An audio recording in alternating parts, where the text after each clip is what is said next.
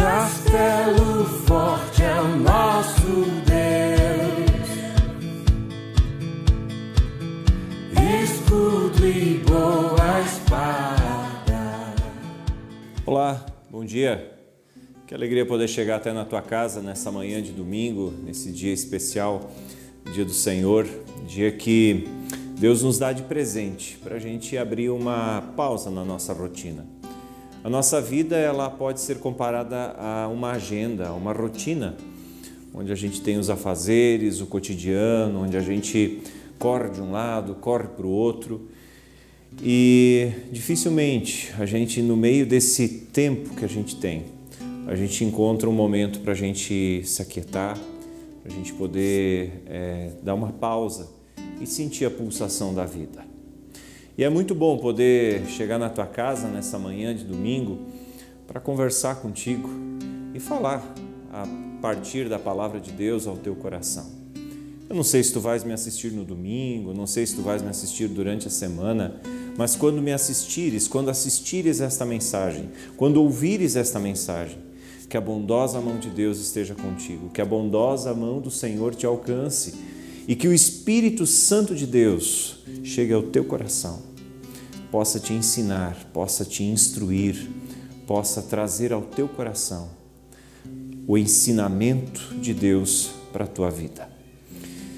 A gente se reúne nessa manhã por meio desta mensagem da Palavra de Deus, mas em primeiro lugar, a gente precisa lembrar que a gente se reúne em nome de Deus, o Pai, o Filho e o Espírito Santo. É uma mensagem veiculada sim no canal da Comunidade Luterana do Fundo Canoas, mas é uma palavra de Deus para a tua e para a minha vida. É um prazer, é uma satisfação estar conversando contigo nesse momento. Eu quero compartilhar contigo, quero ler contigo nessa manhã a palavra de Deus, a santa palavra de Deus, mas na linguagem da Bíblia, na tradução de Eugene Peterson, a mensagem, uma linguagem bastante contemporânea, bastante gostosa de ler, bastante interessante e ao mesmo tempo muito próxima daquilo que a gente fala no dia a dia.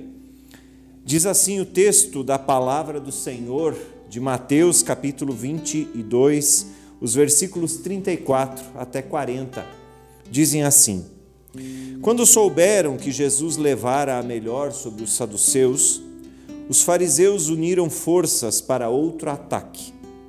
Um dos líderes religiosos, falando pelo grupo, apresentou uma questão que, na opinião deles, iria desmascarar Jesus.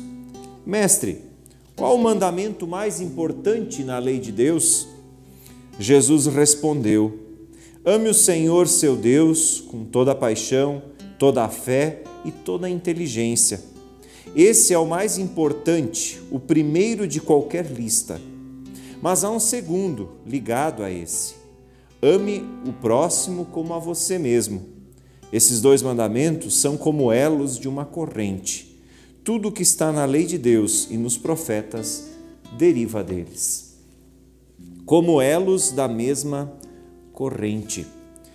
Jesus estava colocando o mundo, a cosmovisão, o jeito de pensar e as crenças, os princípios dos seus ouvintes, estava colocando isso tudo de cabeça para baixo. O mundo dos israelitas estava de cabeça para baixo, porque Jesus estava olhando para a Sagrada Escritura de uma maneira completamente diferente, que as pessoas não estavam acostumadas. As pessoas não estavam acostumadas a ouvir Jesus ou ouvir de que o não matarás, como por exemplo está lá em Mateus capítulo 5, que o não matarás, a gente já descumpre ele quando a gente chama alguém de tolo. Jesus radicaliza a lei. Para os israelitas até então, toda a lei de Deus, todos os mandamentos de Deus, se resumia a uma interpretação dada ao longo das gerações pelos sacerdotes, pelos escribas, pelos saduceus, pelos líderes religiosos daquele tempo. E aí vem Jesus e coloca o mundo, a maneira de olhar para a lei, para a espiritualidade, para a religiosidade da época.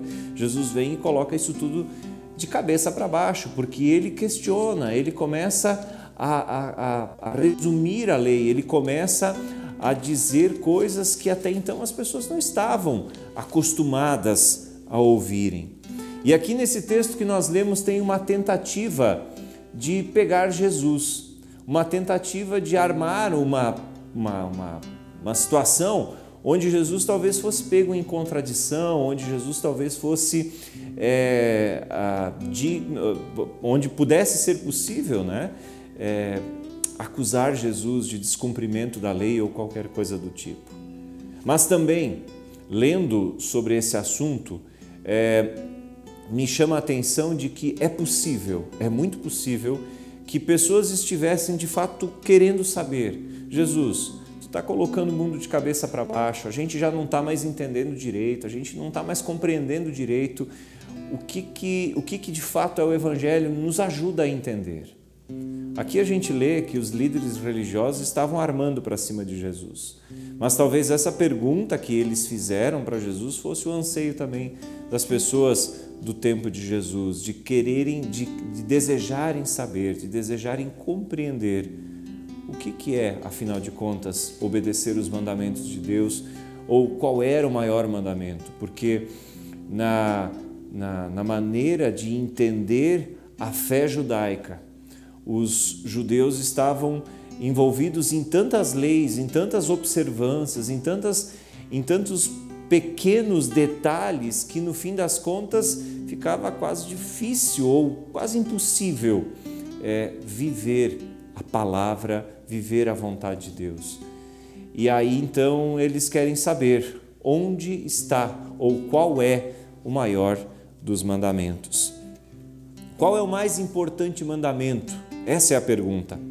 E essa é uma questão central na espiritualidade judaica, na espiritualidade israelita, na espiritualidade do povo de Deus, mas é também uma questão central para nós, enquanto discípulos, enquanto seguidores de Jesus, enquanto pessoas que se dizem cristãs. Qual é o maior mandamento? Essa é a pergunta central, isso é uma questão central, fundamental da espiritualidade cristã, assim como é também da espiritualidade judaica. E Jesus, então, ele na sua fala, no texto que nós lemos, ele coloca uma relação entre o Criador e a criatura, entre Deus e o ser humano. Ele diz: olha, tu deves amar o Senhor teu Deus com toda a tua paixão, com toda a tua fé, com toda a tua inteligência. Na tradução do Eugene Peterson, na Bíblia, a Mensagem, que, aliás, eu quero recomendar, se tu quer uma linguagem gostosa de ler a Sagrada Escritura, a Bíblia, a Mensagem, ela vem ao encontro desse desejo de ter uma linguagem bíblica bastante acessível, bastante interessante. E Jesus então diz: olha, ama o Senhor Deus de toda a tua fé, toda a tua paixão e toda a tua inteligência. Esse é o primeiro mandamento de qualquer lista. E depois então, ama o teu próximo como a ti mesmo.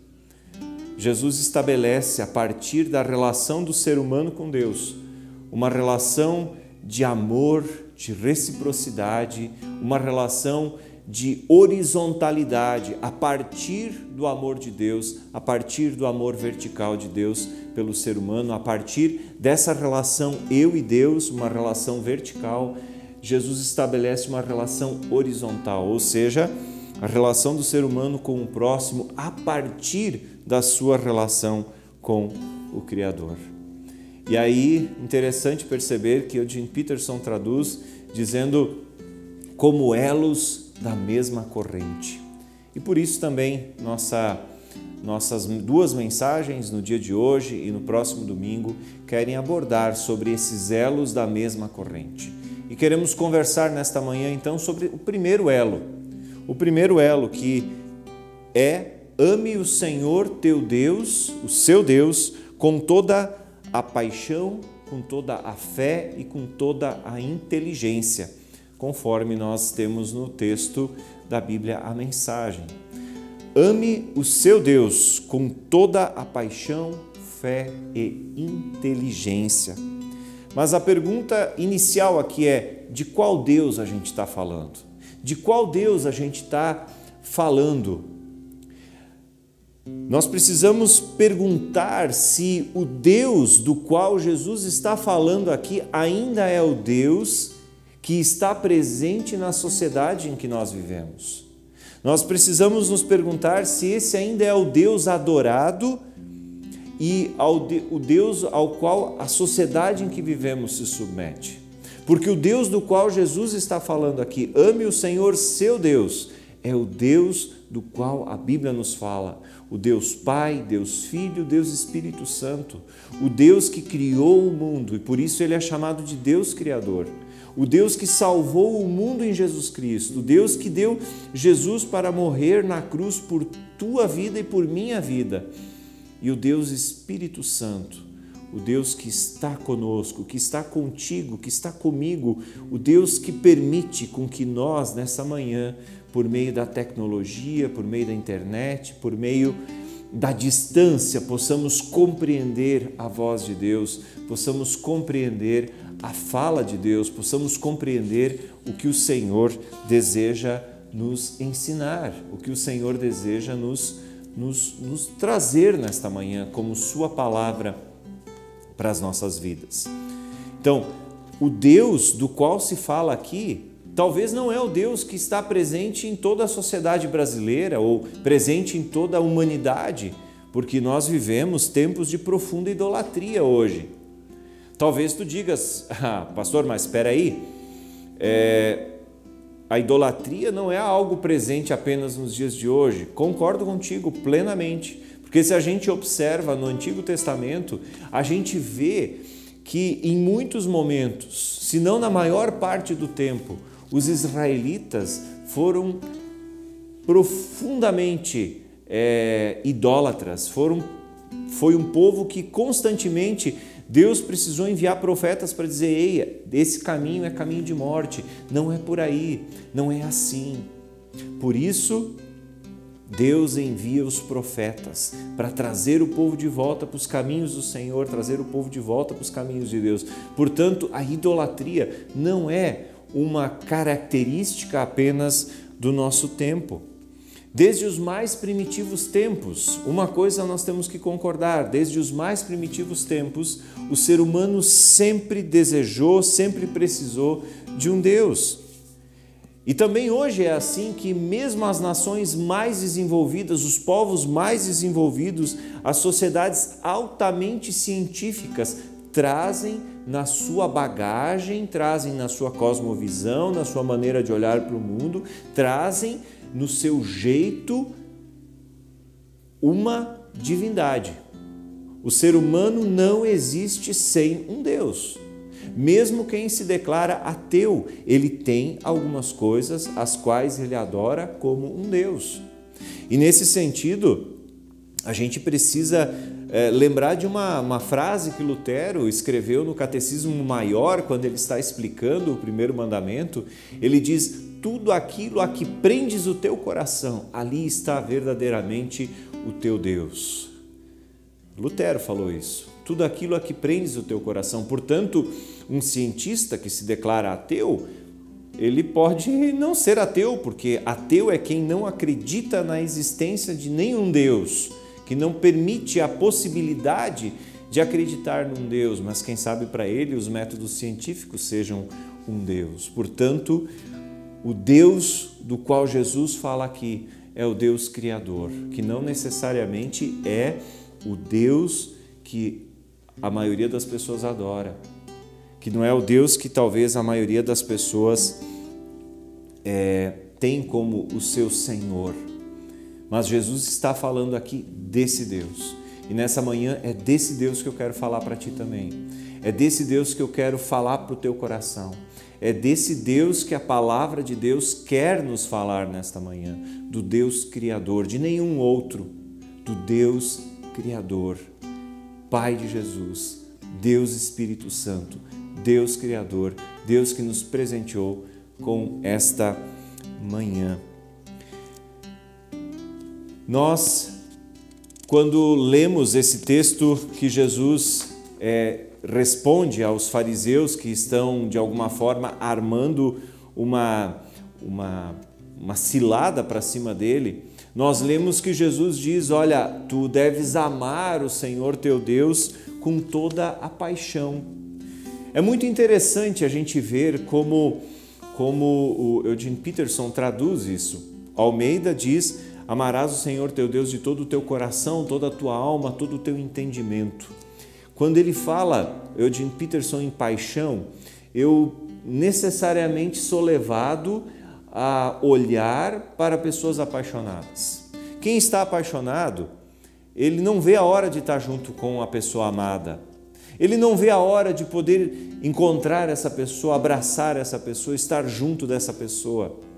A paixão gera dedicação, a paixão gera entrega, a paixão gera sacrifício, a paixão gera uma completa absorção pelo objeto amado. É interessante ver que a mensagem então traduz amarás o Senhor teu Deus de todo o teu coração como com toda a tua paixão. Deus não quer nosso sacrifício, Deus quer o nosso coração. Deus quer a nossa paixão. Deus quer ser o objeto máximo da nossa adoração. Deus quer ser o objeto máximo do nosso amor. Deus quer ser o objeto, o Deus máximo da nossa dedicação. Deus quer ser o objeto máximo do teu e do meu coração. Deus deseja que sejamos apaixonados por Ele. Da mesma forma como Deus é apaixonado por ti. Sabia que Deus é apaixonado por ti? Sabia que Deus te ama tremendamente, a ponto de a sua paixão levar o seu Filho à morte na cruz, para que tu e eu tenhamos perdão dos nossos pecados? Porque se nós hoje em dia nos perdemos na idolatria, se nós hoje em dia nos perdemos nos caminhos da vida, se nós hoje em dia temos dúvidas a respeito da maneira de adorar a Deus, da maneira de andar com Deus, da maneira de viver com Deus, isso tudo tem uma consequência lá no Jardim do Éden. Quando o ser humano se afastou de Deus, a sua visão de Deus, a sua compreensão de Deus, a sua capacidade de se relacionar com Deus, ela foi ofuscada, ela foi perdida, ela não está mais plenamente disponível. Por isso nós fomos desconectados de Deus. Mas Deus continua apaixonado por ti e por mim. Ele continua tão apaixonado por ti e por mim que Ele deu a sua vida, a vida de seu Filho na cruz, para que tu e eu tivéssemos novamente a possibilidade de poder olhar, de nos relacionar para Deus, sem a perda da nitidez que o pecado traz na nossa vida. Quando a gente vive no pecado, quando a gente vive sem essa paixão por Deus, quando a gente vive sem essa paixão pelo Senhor, a gente vive como que olhando por dentro da neblina. A gente não consegue contemplar a Deus. Mas quando a gente percebe o quanto Deus é apaixonado por nós e o quanto Ele nos ama, então a gente, através de Jesus, consegue olhar a glória de Deus e perceber o quanto Deus nos ama. Interessante observar que Jesus, ele responde a quem lhe pergunta qual é o maior mandamento, dizendo: amarás o Senhor teu Deus com toda a tua paixão, mas também com toda a tua fé. Fé é confiança, aquela em que eu não preciso saber tudo, eu apenas confio. Eu não preciso, a fé é aquela convicção de que eu não preciso saber o que tem atrás da montanha, porque Deus sabe o que está atrás da montanha. E se Deus sabe o que está atrás da montanha, eu me contento em olhar o que eu vejo até a montanha. E sempre que eu lembro, quando eu penso nesse assunto, quando eu penso em fé, eu lembro de quando Anne e eu, nós morávamos em Ituporanga, na Bela Vista. Bela Vista é um lugar lindo, aliás, todo o Alto Vale do Itajaí, todo o nosso estado, vamos falar, deixa eu ser bairrista agora, deixa eu puxar a brasa para o nosso assado, mas Santa Catarina sabe ser bonita, que estado abençoado, viu? E quando nós morávamos lá no bairro da Bela Vista, em Ituporanga, a nossa casa ficava assim, num lugar com uma visão fantástica do vale onde fica a cidade, mas também uma visão fantástica da Serra Geral Catarinense. E quando eu olhava para aquela serra, eu via até a serra. E eu ficava pensando qual é o município, qual é a fazenda, qual é a mata, qual é a araucária, qual é, enfim, o que fica atrás desta serra, o que fica atrás daquela montanha. E eu ficava pensando assim, eu não preciso saber, Deus sabe o que tem lá. Fé é isso, fé tem a ver com isso, é com saber que eu só enxergo até na montanha, mas Deus já sabe o que tem atrás. Por isso eu confio que Ele tem o controle da vida, Ele tem o controle do mundo nas suas mãos. Fé é convicção. Hebreus 11:1 nos fala isso, né? De que fé é certeza das coisas que não vemos, esperança das coisas que não percebemos, que não conseguimos captar ainda. Portanto, fé é certeza do incerto, é convicção do incerto, mas é a convicção de que Deus está no controle da humanidade. Quando Jesus é indagado qual é o maior mandamento, ele ainda responde: amarás o Senhor teu Deus com toda a paixão, com toda a fé e com toda a inteligência. E quando eu vejo isso, eu percebo que nesse detalhe do que significa amar a Deus, nós precisamos descobrir ou redescobrir algumas coisas. Por quê? Porque a fé, o relacionamento com o Criador, o relacionamento com Deus, o relacionamento com o Senhor da história, com o Senhor do mundo, o relacionamento com aquele que tem o controle, que sabe o que tem atrás da montanha, deve me levar a discernir tempos e épocas. A pessoa cristã, a pessoa verdadeiramente crente, a pessoa que adora a Deus, ela precisa orar e dizer: Senhor, me ajuda a discernir os tempos e as épocas que nós vivemos. Os tempos e a época que nós vivemos. E quando ele consegue, a partir da ação de Deus na sua vida, discernir tempos e épocas, ele se torna relevante para o mundo em que ele está. A igreja cristã, de alguma forma, perdeu a relevância na sociedade, porque perdeu a capacidade, ou uma das causas é que perdeu a capacidade de discernir tempos e épocas. Se a gente olha algumas comunidades, a gente vê que elas ainda se organizam, que elas ainda se reúnem, que na sua liturgia, nos detalhes do culto, ela vive numa outra época. As pessoas não conhecem mais, elas não conectam mais, porque não faz mais parte da vida dela.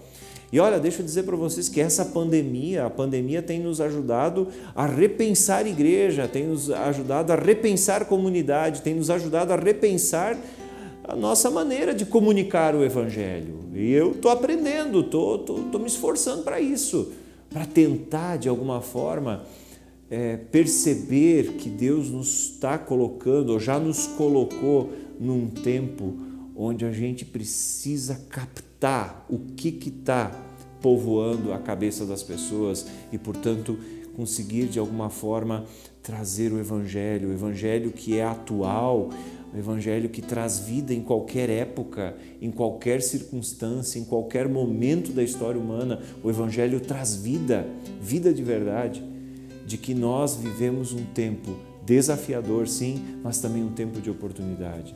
Por isso, quando Jesus diz: amarás o Senhor teu Deus com toda a inteligência, Ele está nos dizendo: usa a inteligência para comunicar o Evangelho, usa a inteligência para conhecer a Sagrada Escritura. Olha, quando eu vejo algumas postagens, quando eu percebo o conhecimento bíblico de alguns irmãos meus na fé, eu fico preocupado, porque com tão pouco conhecimento bíblico, com tão pouco conhecimento da Sagrada Escritura, fica difícil ser sal e luz nesse mundo, num mundo tão complexo, num mundo que exige respostas não prontas, mas respostas refletidas, respostas que tragam de fato para dentro desse tempo confuso, desse tempo complexo, que tragam respostas inteligentes, interessantes e ao mesmo tempo respostas que apontam para o Deus Criador Todo-Poderoso. Quando Deus diz, quando Jesus, melhor dizendo, diz: amarás o Senhor teu Deus com toda a tua inteligência, usemos a inteligência para adorar a Deus. Por isso, discernir tempos e épocas, conhecer a Sagrada Escritura, conseguir relacionar a palavra escrita com a vida em tempos diversos. A gente precisa entender que a palavra de Deus precisa ser lida para dentro desse nosso contexto e a gente precisa perceber que a palavra de Deus ela é atual para dentro desse nosso contexto. Agora, como é que a gente faz isso? Como é que a gente linka com esse nosso tempo? Como é que a gente consegue dizer? Como é que a gente consegue jogar luz? A gente precisa usar a inteligência, a capacidade de compreender a palavra, a capacidade de viver a palavra, a capacidade de estar vivendo na pós-modernidade, sem ser da pós-modernidade, mas estar conectado com a pós-modernidade a partir da Sagrada Escritura. Queridos, quando Jesus diz: amarás o Senhor teu Deus com toda a inteligência, Ele está também nos dizendo que o cristão, que o adorador de Deus, que aquele que ama a Deus, precisa ter espírito crítico para perceber o espírito da época reinante no tempo que ele está vivendo. Nós vivemos tempos bastante complexos, bastante difíceis, e no meio de tudo isso nós precisamos discernir os espíritos de morte que circulam por aí e os espíritos de vida. Deixa eu explicar para que não haja dúvidas quanto a isso. Quando eu falo em espíritos de morte, algumas ideias, algumas ideologias, algumas propostas, alguns ensinamentos são ensinamentos de morte, são ensinamentos destrutivos, são ensinamentos que vão no caminho oposto dos caminhos de Deus, que são caminhos de vida. Por isso, ideologias que destroem a família, que destroem o princípio de homem e mulher como a base sobre a qual Deus deseja construir a nossa vida, são caminhos complicados e a palavra tem algo a nos dizer nesse sentido.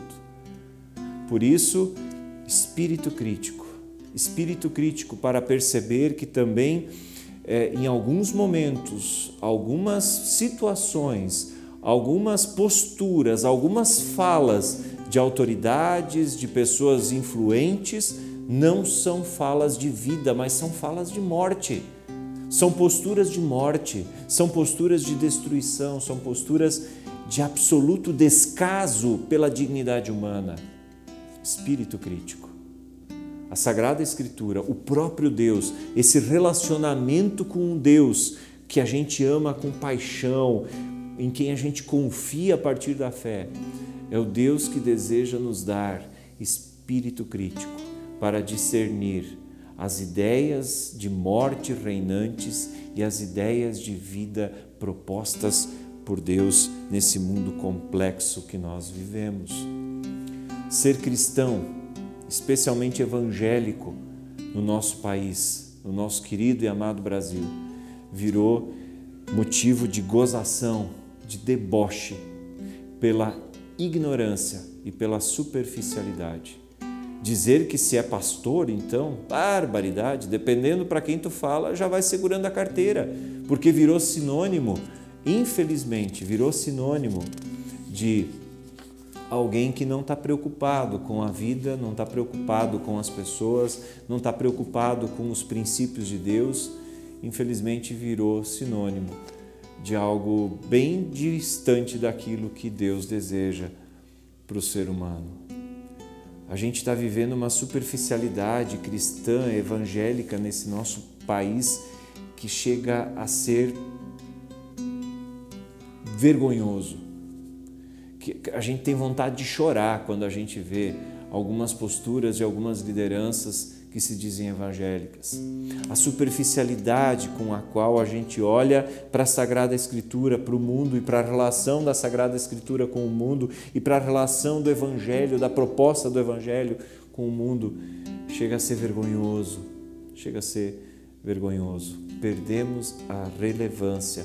Perdemos a relevância como cristãos no Brasil, no mundo, quando nós não amamos a Deus com toda a nossa fé, com toda a nossa paixão e com toda a nossa inteligência. Amar a Deus envolve utilizar a inteligência e perceber, por exemplo, que a ciência tem muito mais a nos dizer do que alguns vídeos e algumas falas descontextualizadas que o pessoal vai passando em grupos de WhatsApp. A fé em Jesus, a fé no Santo Trino Deus, a vivência do Evangelho não me impede de buscar na ciência as respostas para os dilemas do mundo. Óbvio que nem todos serão respondidos, óbvio que nem todos terão uma resposta, óbvio que a ciência tem os seus limites, mas usemos a ciência e a inteligência a favor do bem da vida, da dignidade humana. Por isso, quem ama a Deus precisa perceber que amar a Deus, o jeito certo de fazer isso, segundo Jesus, é amar Deus com toda a paixão. E como eu falei antes, paixão é alguém que se dedica. Quando a gente está apaixonado, a gente se dedica com toda a fé, a certeza de que eu não sei tudo, mas Deus sabe e Ele está no controle do mundo, e toda a nossa inteligência. A fé, meu querido irmão, minha querida irmã, a fé não aliena, a fé não desconsidera a ciência, a fé não inibe a criatividade. Eu acho muito legal a maneira como algumas igrejas, algumas comunidades cristãs têm comunicado o Evangelho no nosso país. Eu sigo alguns pastores aí do mundo protestante, gente de igreja histórica, que consegue comunicar o Evangelho com uma criatividade e com uma conexão com a atualidade que eu fico dizendo, Senhor, obrigado pela vida desse irmão que consegue comunicar o Evangelho. A fé em Deus, a fé no Santo Trino Deus, ela não descarta a criatividade, pelo contrário, Deus é o Deus criativo. Olha ao redor, olha esse mundão, olha a natureza. Deus é o Deus da criatividade, Deus é o Deus que é extremamente criativo e a criatividade é dom dele, portanto, a fé não descarta a criatividade, a fé não deixa de lado o bom humor.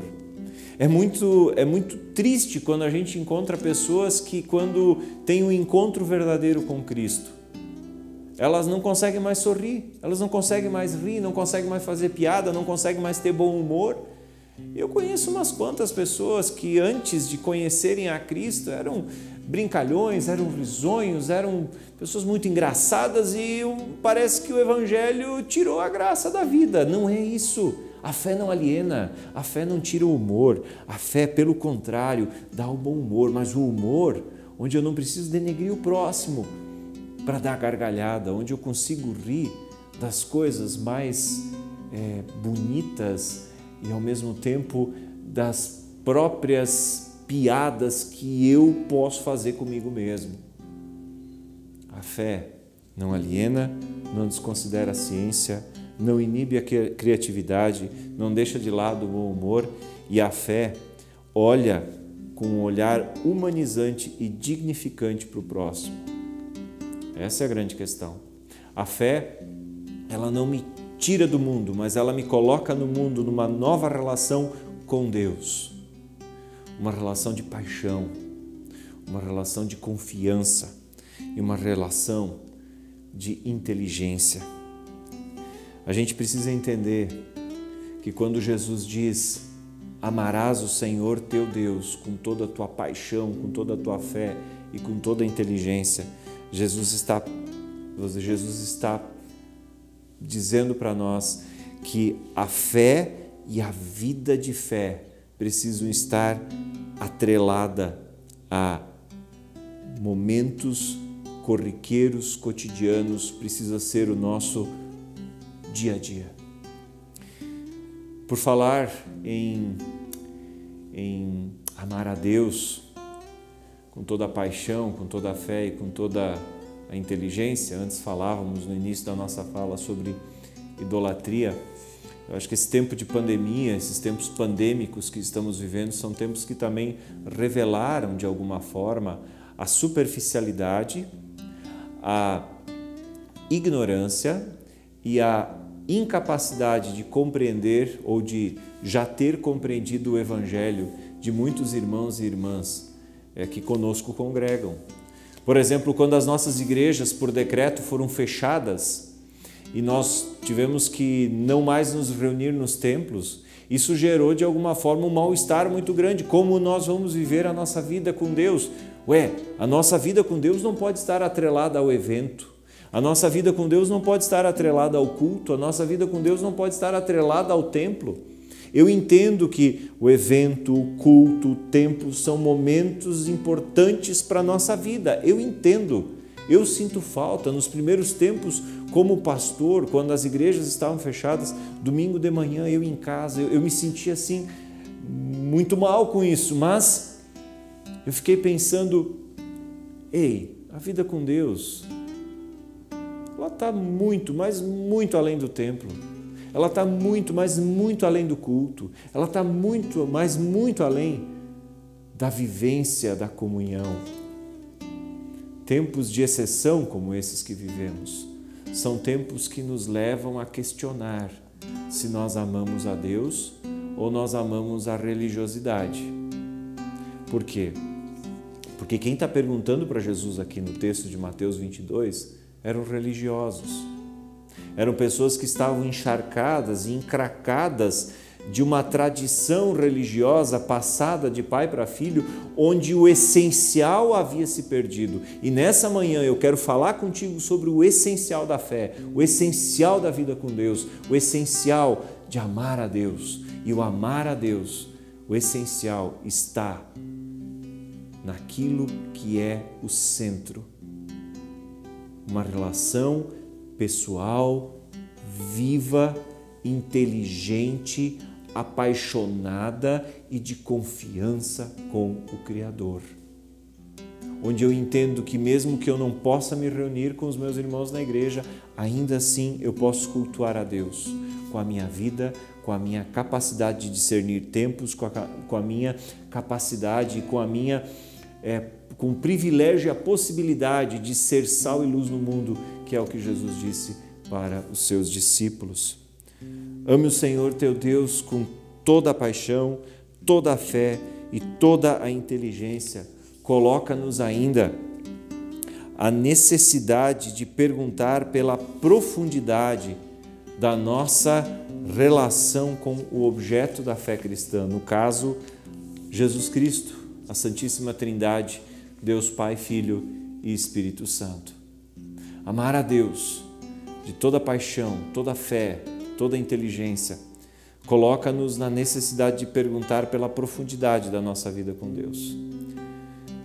Quais as motivações, quais os fundamentos que temos para dizer eu sou cristão e eu congrego numa igreja evangélica de confissão luterana, eu congrego numa igreja presbiteriana, eu congrego numa igreja Assembleia de Deus, eu congrego numa igreja XY, eu congrego na igreja católica, eu congrego... Quais as motivações para a nossa congregação? A nossa motivação é a comunidade, é a tradição que nos foi passada ou é o amor verdadeiro, profundo e autêntico pelo Senhor? Nós vemos pessoas se relacionando com o Deus Criador por motivos que beiram quase a superstição. Eu preciso ir ao culto, eu preciso ir à igreja, eu preciso acertar minhas contas com Deus para estar protegido, eu preciso acertar as minhas contas com Deus para que os meus negócios prosperem. Queridos, isso não é fé, isso é paganismo, isso é idolatria, isso é tradição morta.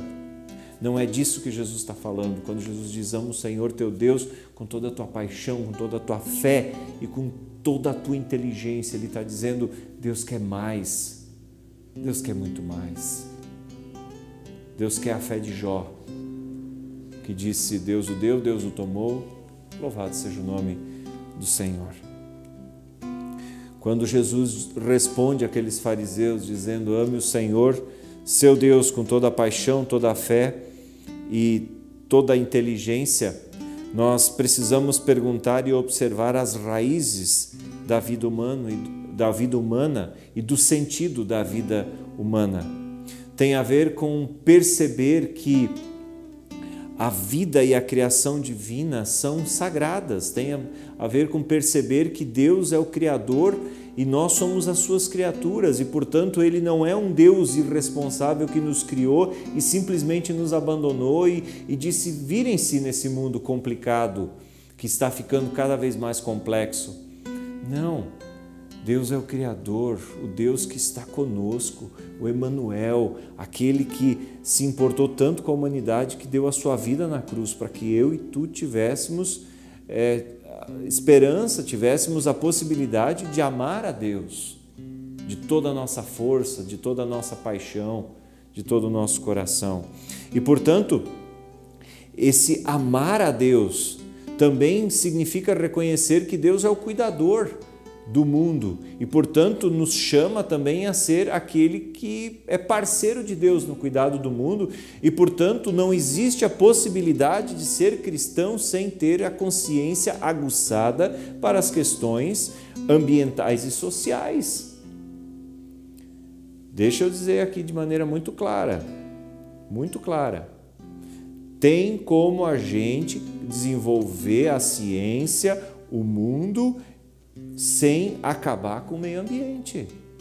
A gente precisa entender que em 50 anos, mais ou menos, vai ter mais plástico no fundo do oceano do que peixes, é o que dizem os estudiosos. A gente precisa entender que quando a gente ama a Deus, a gente também tem um compromisso de cuidado com o mundo que Deus criou, porque a vida é sagrada, porque a tua vida é sagrada, a minha vida é sagrada, e a gente precisa entender que de maneira inteligente a gente precisa olhar para os problemas que a gente tem na questão ambiental, nos problemas sociais e ver o que podemos fazer para que o amor de Deus seja sentido, vivenciado e experimentado pelos próximos. Não existe possibilidade da gente viver o amor a Deus sem a gente ter reverência diante daquilo que Deus fez, que é a vida humana, que é o mundo em que vivemos, que é a pessoa que está na nossa frente, que é a geração que está vindo aí. Não existe possibilidade de amar a Deus sem usar a inteligência nas questões ambientais e sociais. Eu não posso dizer que eu amo a Deus se eu não consigo ficar incomodado com pessoas que estão passando fome. Eu não consigo dizer que eu amo a Deus se eu não consigo olhar para a natureza e dizer assim, o que vai sobrar para os meus netos? Eu não consigo olhar para Deus e dizer que eu amo Ele se eu não me importo com o lugar onde eu coloco o meu lixo e o que estão fazendo com o esgoto da minha casa.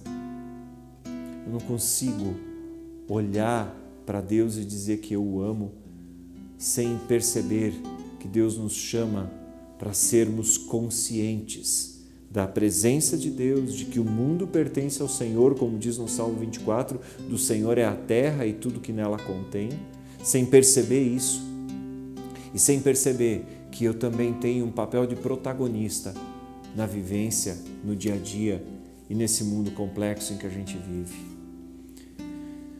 A gente precisa entender que a nossa relação com Deus, a relação da verticalidade, de Deus que me ama e do Deus que me permite amá-lo, porque em Jesus o meu acesso ao Pai foi restabelecido. Essa verticalidade, esse relacionamento Deus e ser humano. Não tem como a gente viver isso sem a gente perceber que isso também irradia na horizontalidade, irradia com o meu próximo. E esse é o assunto da nossa conversa na semana que vem. Que Deus te abençoe. Que Deus permita com que tu ames Ele com toda a tua paixão, com toda a tua fé, com toda a inteligência, com todo o amor que Deus deseja ser amado. E que tu percebas que Deus te chama para ser protagonista, ou seja, para ser alguém que de fato é a presença de Deus na vida do próximo, a presença de Deus nesse mundo. Alguém que transborda, que reflete esse amor. Sobre isso queremos conversar na semana que vem. Que Deus te enche o coração de amor, amor por Ele, amor pelo Senhor que na cruz te salvou, amor pelo Senhor que na cruz te chama a uma nova vida, conquistada por Jesus, uma vida de amor intenso para com Deus, o Criador do mundo. Amém. Te convido a uma palavra de oração. Senhor Deus, bondoso Pai, nós queremos te agradecer, te louvar e te bendizer, porque Tu és um Deus todo-poderoso, mas Tu és um Deus que também olhas para nós com misericórdia, com bondade, um Deus que nos permite amar a Ti com todo o coração, com toda a paixão, um Deus que permite com que possamos depositar a nossa confiança em Ti e que nos dá a capacidade de compreender que Tu estás no controle do mundo e que tudo está em Tuas santas mãos, porque tudo é Teu. Senhor, ajuda-nos a viver a vida contigo, a espiritualidade cristã, de maneira inteligente, de maneira a discernirmos tempos e épocas, a discernirmos ideologias de morte, ideologias de vida, a discernirmos, Senhor, o que tem promovido a vida e o que tem promovido a desgraça do mundo. Ajuda-nos, Senhor, a vivermos o amor por Ti com inteligência, de maneira tal, Senhor, que nós não tenhamos vergonha de dizer que somos evangélicos, que somos pessoas que amam a Ti. Infelizmente, Senhor, infelizmente, nós temos deixado a preguiça tomar conta do nosso coração e por isso temos sido superficiais no conhecimento da Escritura e no conhecimento do Evangelho. Senhor, nós queremos ser profundos, nós queremos ser profundos e simples. Nós queremos, Senhor, compreender a Tua palavra, Teus planos e queremos viver isso de maneira consciente no nosso dia a dia. Oh, Senhor, ajuda-nos, Senhor. Assim nós oramos e pedimos a Tua bênção, a Tua ajuda, a Tua presença, a Tua orientação, o Teu falar e que Teu Espírito Santo continue falando a nós nesta semana. No nome do Senhor Jesus é que nós oramos. Amém. Dessa forma nós encerramos a nossa mensagem desta semana.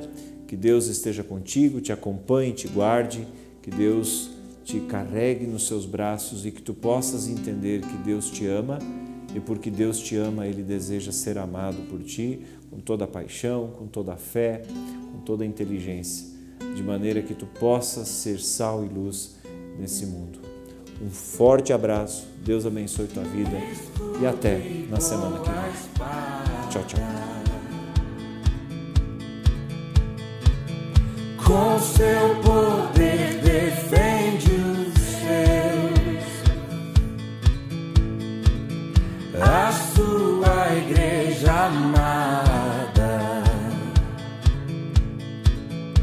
com força e com furor, nos prova o tentador, com artimanhas traz e astúcias infernais.